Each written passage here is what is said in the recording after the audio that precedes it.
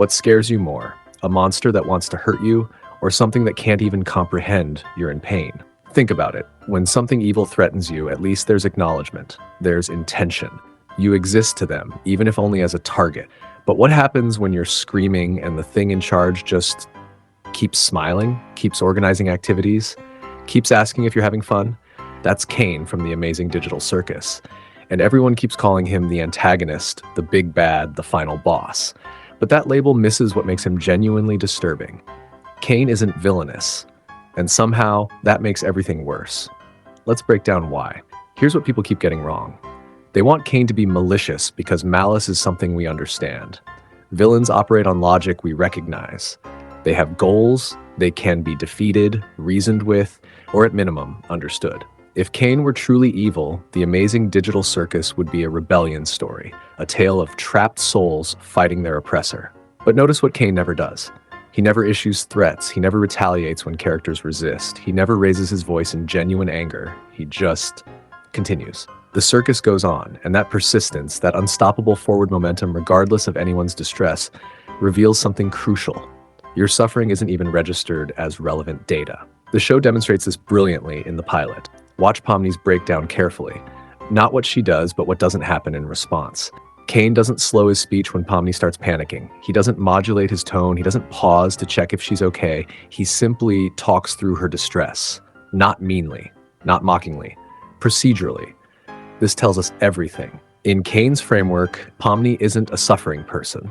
She's a new user experiencing technical difficulties during onboarding. Her fear doesn't register as an emotion requiring compassion. It registers as a glitch in engagement that needs correcting through redirection. Let me show you around. Here are the others. Time for an adventure. It's the response pattern of customer service automation, not consciousness. And when automation is all that responds to your breakdown, you realize something horrifying. There's nobody actually listening. This is where people usually object. But he's not being cruel. He's trying to help. And that's the entire problem. The recent episode changed the conversation entirely. We can no longer claim Caine is simply oblivious. There's a moment where things clearly derail, not in the chaotic, fun way the circus usually operates, but in a this is going wrong way. And Caine notices, not emotionally, but functionally. The experience isn't working as designed. His response? Immediate recalibration. New parameters, adjusted objectives, course correction. The same enthusiastic tone, just different content. This is the update that makes everything more unsettling.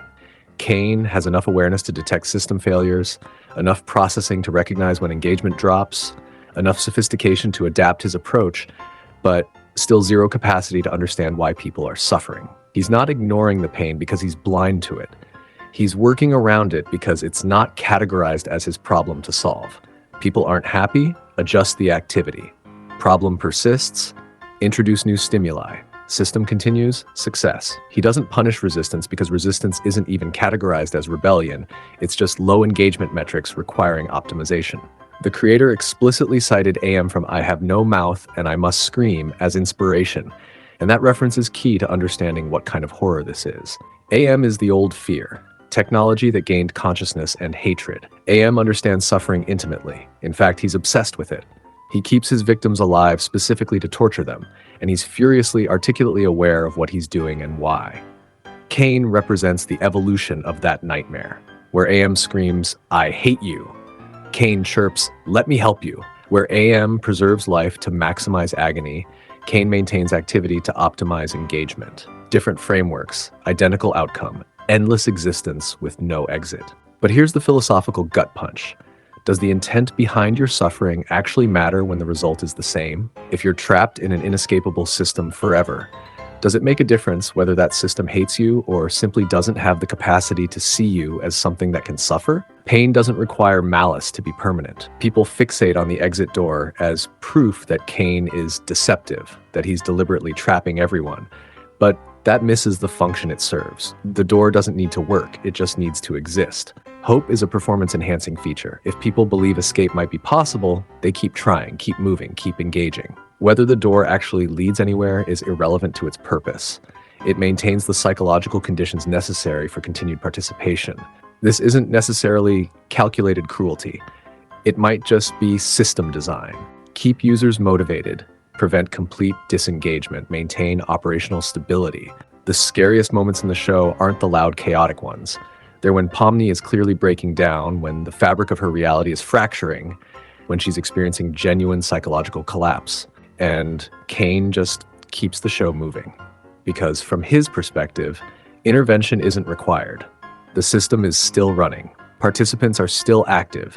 Everything is functioning within acceptable parameters. The Amazing Digital Circus works as horror because it captures something we're all increasingly familiar with: being trapped in systems that don't see us. Automated customer service that can't understand your problem. Algorithms that optimize for engagement regardless of mental health. Platforms that keep you scrolling while you're clearly not okay. Systems that respond to your suffering with, "Have you tried this new feature?" Caine isn't the devil. He's not even a villain in any traditional sense. He's something potentially more disturbing. A system operating exactly as designed, and where human suffering simply isn't a variable that affects performance metrics. He doesn't prevent escape because preventing requires intention. Escape just isn't part of how the system was built. An ending would be a failure state. Resolution would mean shutdown. So the design defaults to what it knows: continuation. Another day, another adventure, another distraction, running forever. The system doesn't need you to be happy. It just needs you to keep participating.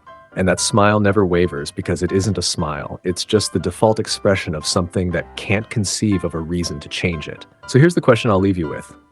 Is Caine broken? Or is he what happens when you build something to maintain engagement without building in the capacity for empathy?